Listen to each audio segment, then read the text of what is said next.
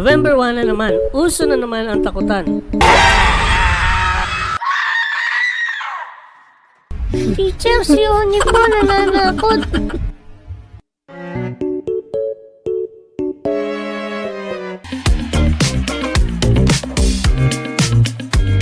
Mga kwento tungkol sa mga maligno, aswang,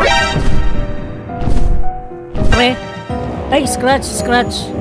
Yan nga pala ang kaibigan naming si Egay na mukhang kapre na may alulong na aso at may biglang titili.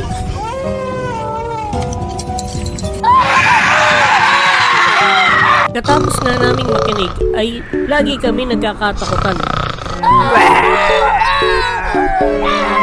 Pero ang pinaka nakakatakot na parte ay yung sa kalagitnaan ng pakikinig mo ay uutusan ka ng lola mo sa tindahan.